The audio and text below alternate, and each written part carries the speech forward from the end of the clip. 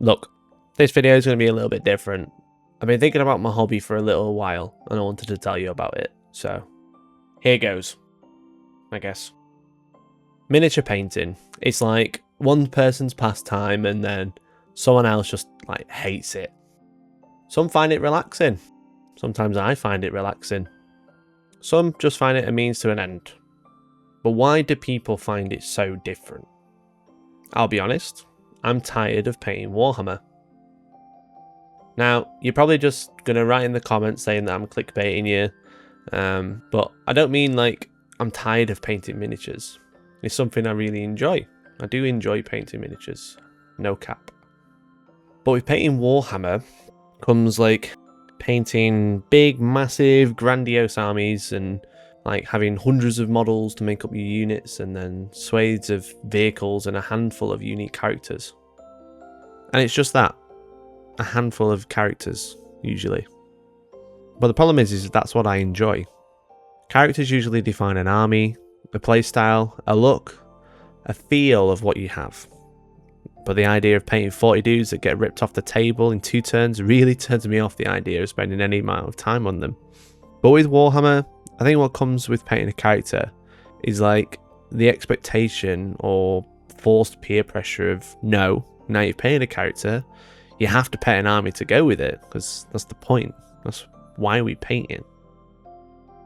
And with that comes FOMO, stacks of boxes, and most importantly, the piles of shame. And this is what's like really become apparent with my involvement in 3D printing, and ultimately my newfound enjoyment of building set pieces or dioramas. I can download and paint a miniature that looks cool, and one that inspires me without ever having a thought of having to paint another 20 to stand next to it. I can build a set to try and tell a story, or just because I think it looks cool, in all honesty. And the other bonus of my pile of shame being 100% digital until I want to paint it, and then a few hours later I've got it. So it doesn't really count as a pile. It's more like an organised chaos that is much easier to hide. Another problem I keep running into though is with these sorts of videos, I never really know if they're going to perform well on the channel. Every time I do one, it feels like a wild stab in the dark.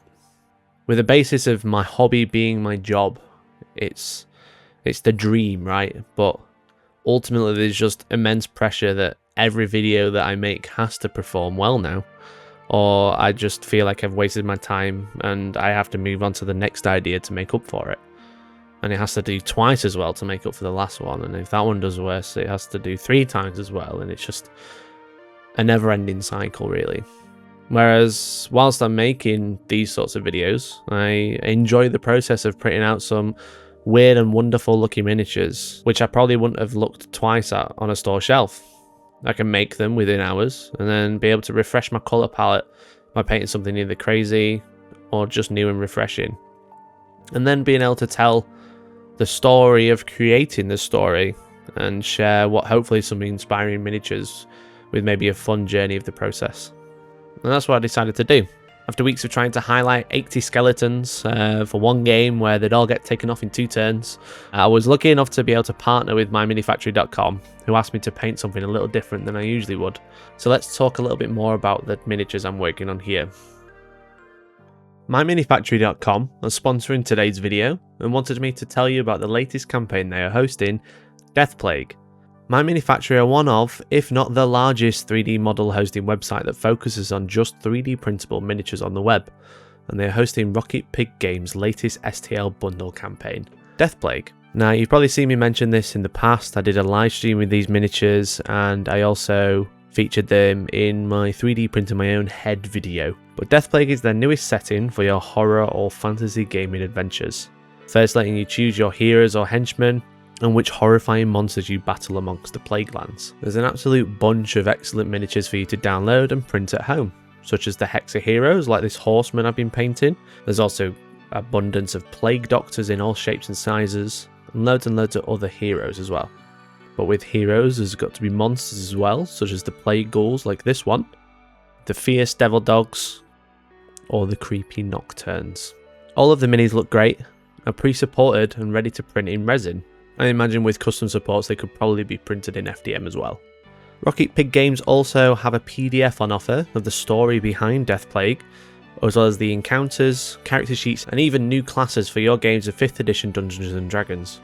Please follow the link in the description if any of this interests you, and use code HSRocket5 for 5% off any pledge you decide to make. There's only a few days left of this campaign, so I do suggest you go have a look if you are interested.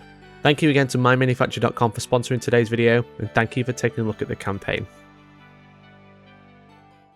You can't make a diorama with just miniatures. So I printed some other stuff from Rocket Pig Games from their previous campaigns, which can also be found on My Mini Factory.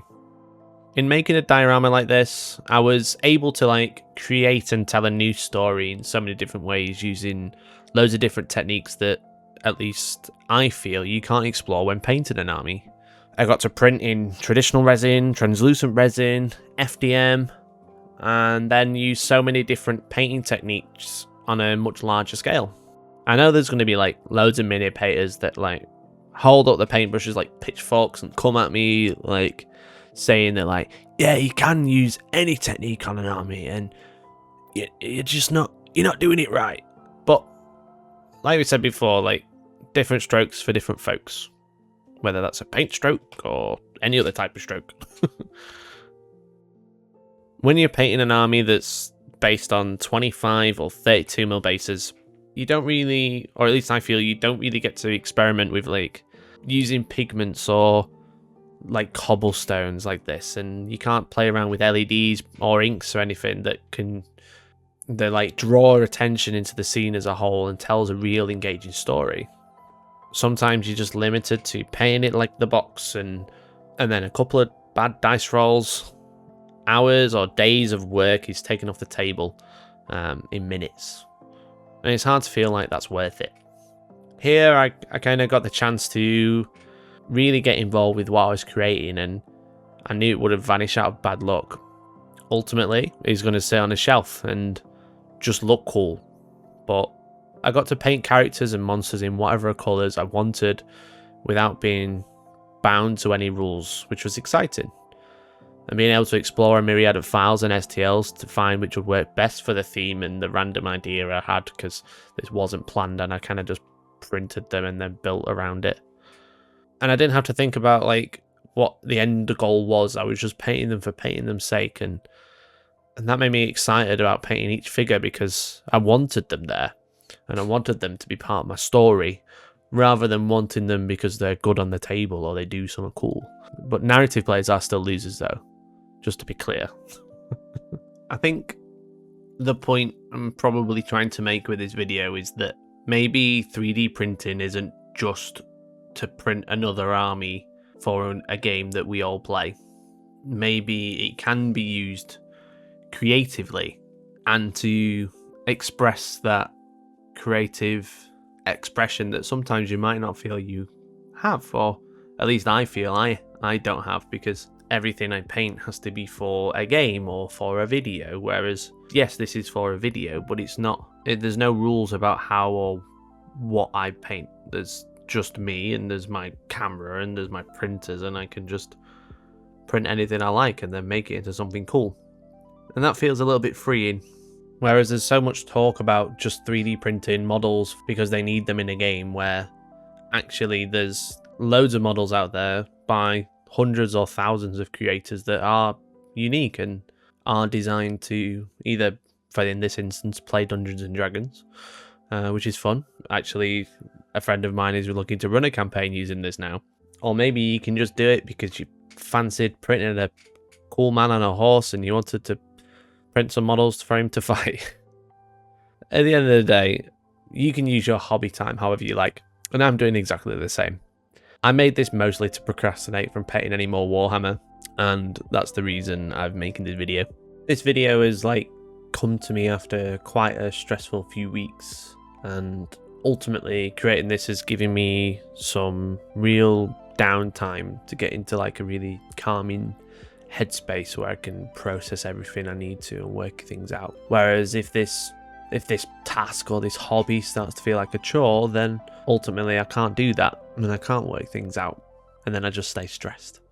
And it was just nice to just do something a little bit different, to paint something I've not painted before, to build something I've not built before and ultimately have something nice to display afterwards, whether that's physically in my house or digitally to your eyeballs. So now I've built something cool, and I don't really know what this video is turned into, whether it's a complaint because I'm bored of painting, or whether you should look a little bit further to decide what you should print with a 3D printer when it comes to miniatures, rather than just going to what's known, or whether it's because I'm super fixated and focused on this point of being tired of painting Warhammer when really that's not the issue. There's other issues, but this is like a really good way to express things and just show you something cool whilst talking over it and making a cool video out of it, maybe. I don't know. I want to say thank you very much for watching. If you enjoyed this video, then awesome. I would say subscribe for more, but I don't know how often I'm going to make a 10 to 15 minute video just complaining about painting Warhammer. But if you did enjoy this process, maybe we'll see some more in the future. I want to say a massive thank you to myminifactory.com for sponsoring this video, for giving me the files to make this video and allow me to be super creative and just be myself and just design something just wacky and wonderful. Don't forget to use my link in the description and use HSRocket5 for 5% off if you do like any of the miniatures or anything that I've used in the video today. And now I probably should go paint some more stuff. So thanks again, and hopefully I'll catch you in the next one. Bye bye now.